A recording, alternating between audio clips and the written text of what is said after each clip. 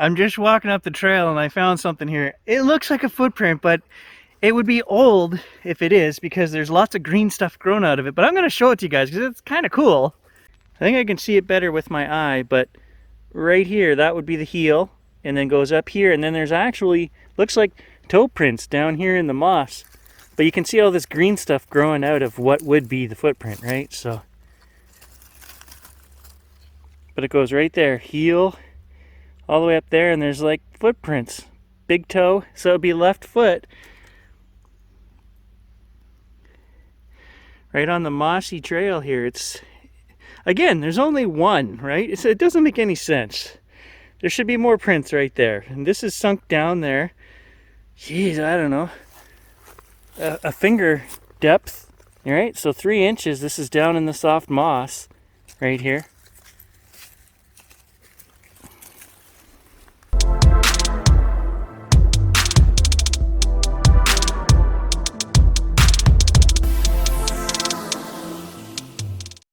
We've found a few of these single deep tracks in the moss over the last couple of years here out in the swamp. The only thing that I would say was more substantial was we found tracks in the snow, multiple tracks that looked like prints with toes and everything. We showed that on the channel way back when.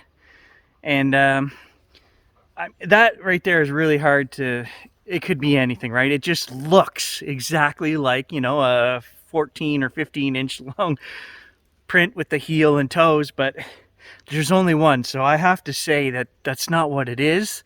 You guys draw your conclusion. That's my conclusion, is it's just a abnormal depression that looks like a footprint. I would get excited if we had even 2 in a row of those, you know, a left and a right facing, then I'd be like, wow, okay, we're on to something, but just one.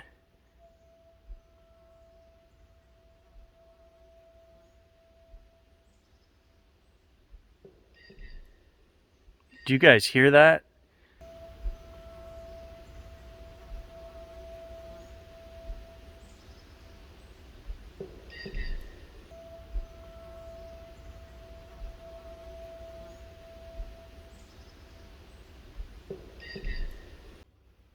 Something mechanical, I don't know, followed by 2 knocks.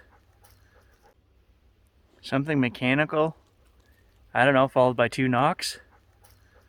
I mean, we're out here in the middle of the swamp. I don't know. Now, we have caught the airplanes that are probably 3-4 miles over there. The little radio transistor, what are they called? RC, remote controlled planes? RC planes? The airfield is over that way 3 or 4 miles. The sound we just heard was coming from the complete opposite direction over my other shoulder. To me, that whistling, high-pitched hum, whatever it was, sounded mechanical. We have a ghost steam engine out here in the swamp. That's what we have. I don't know. I don't know what that sound was. It wasn't the RC planes. I'm pretty sure that it has nothing to do with RC planes. Wrong direction, miles that way.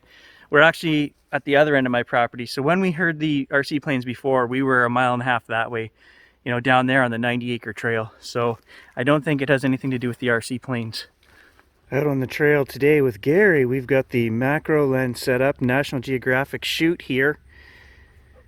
I realized after I started on my trip today, I had to go home and get the tripod so I could bring you guys great content like this.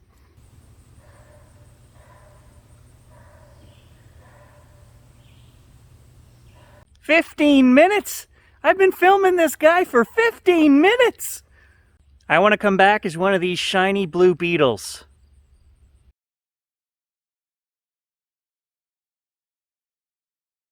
So guys, just out this morning with the macro lens, the phone, and gauge. Gonna hike the trails and see if we can find anything interesting. Listening, recording. But also looking for small things along the way I normally wouldn't look for. That's why we've got the macro lens, right? See if we can find anything interesting. We're into the first week of August here, and it's been very wet, so I'm hoping to find mushrooms, fungus, any of that cool stuff. I love photographing that stuff. I love crawling around in the dirt on my hands and knees and under logs looking for that stuff.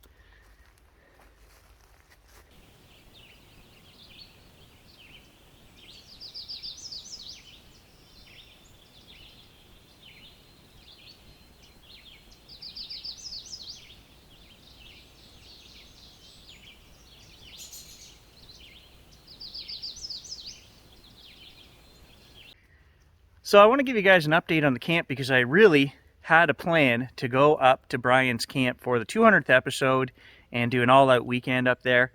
And I really have been working hard on that. Over the last couple of years, I've been trying to set up getting up there. And I mean, in my heart, I've always been able to go anytime I want. Brian has always treated me like a son, and I've been welcome anytime I want. The issue is medical reasons. Brian no longer owns his home. He's been moved to town. And his son owns the camp. I was best friends with Brian's stepson. Okay, so we grew up from kindergarten until 45. My friend Doug died last year, okay, 45 years old. His brother owns the camp. So his brother's a little bit older. He never really hung around with us. And he has basically said, no, we're not going up to the camp. I called him. I spent 45 minutes on the phone with him. Now, I helped do a lot of stuff up there over the years. I never saw this son of Brian's at the camp once, ever, in 40 years. Never. So I'm a little perturbed. I'm not going to get into it. I helped build that dock up there. I helped build the sheds up there. I've probably been up there 40 times in my life. And I know that if I could call Brian and say, hey, I want to go up to the camp, we would be in, no questions asked, take what you want, go whenever you want, right? But we can't do that because he no longer owns the camp. So Brian's camp is off the table for the 200th. Now, I had planned also, well, as a contingency plan, maybe we will just boat up there and go into a clearing somewhere up in the woods and camp. The problem with that is without a dock, it's very hard to get into the shoreline and get your equipment out, and then to find a place to camp, it makes it very difficult. Okay, so I at least wanted to use Brian's dock to tie my boat off and go from there. We're not allowed to do that either. So I don't know what we're going to do for the 200th episode, but it's not going to be Brian's camp, and it may never be Brian's camp, okay? We may get up into that area. We're not far. My dad's camp is only 28 kilometers from there. Essentially, it's the same old growth forest, okay, guys? Is it the site of my experience from 27, 28 years ago? No, it's not, but times have changed, things have changed. We may never get back up there again. I don't know how it's going to unfold. I'm pretty sure if we just took the boat up and went during the week, no one would be at the camp and we could do a day trip kind of thing up there. And I would have no problem pulling my boat up and tying there. And, we wouldn't go in the camp, of course, but we could go around it and do some exploring and whatnot. That is still an option. It's hard when I consider these guys family, right? I grew up in their house for many years. And so it's a difficult situation, to say the least. So I'm not going to get into it online, but it is what it is. I don't own the camp. Oh, of course, Mr. Gage has to sniff everything I want to take a picture of. That's okay. I'd rather have him here than not.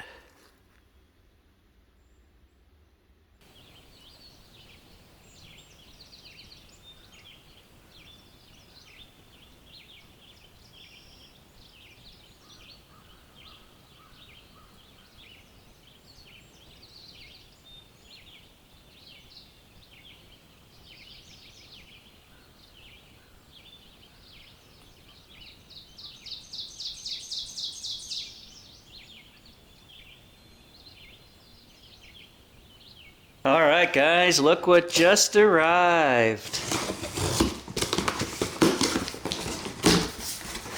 Bella's shipment. There we go. Strike Force. So we got 2 Browning trail cameras, both the same. So these 2 cameras were half price. Usually they're about 220 bucks when we buy them for the channel here. These were 125, and they came with the batteries and 16 gig SD cards. The only downside is that these aren't true 1080 cameras. They're 1600 by 900 resolution, but that's still pretty good. Good enough, I think, for trail cameras. And I needed a couple new ones, so for that price, we're going to try them out. Now, I also wanted to show you guys, I got these, and they look very sturdy. So these are a trail mount that screws right into the tree. And then it has the actual handle tripod mount so you can go 360 degrees. Feels really heavy and really sturdy. 20 bucks a piece on Amazon. We're gonna try those out as well. So let's get these out in the field. We're gonna take these out to my dad's and put them on the trails out there.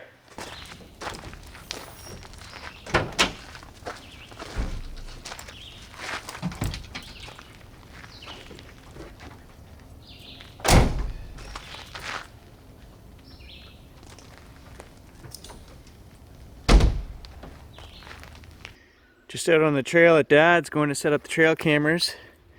And I've already seen moose tracks right here on the trail this morning, so I think that cow that we got on the trail camera first thing this spring had a calf. There's a small track back here alongside the cow track, so pretty sure that's what happened. I just realized something I hadn't thought of with these new trail camera mounts. This little balsam here is the tree I've been putting the trail camera on all summer, shooting up the trail.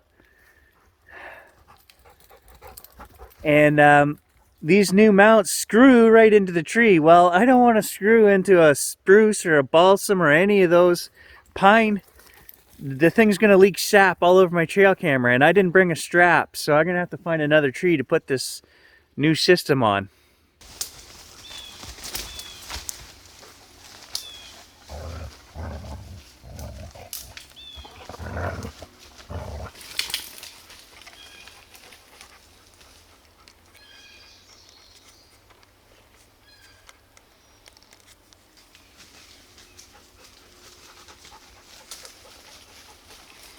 There we go. Literally 2 minutes to set up.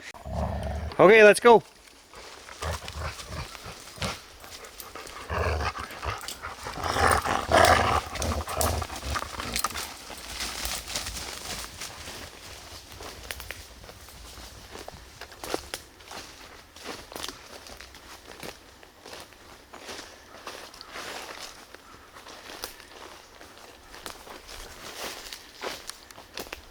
All right, second camera is set up right down the trail. Perfect. You guys ready to go for a walk? Or are you just gonna stay here and fight over that stick?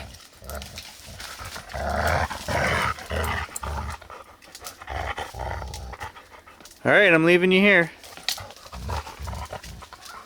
I don't know why I'm so excited for these trail cameras to try them out.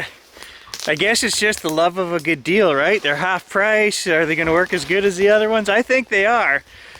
We'll take whatever video we get on here and I'll compare it directly to our other cameras. I don't think you guys or myself, I don't think we're going to notice a difference really. Hopefully they're that good.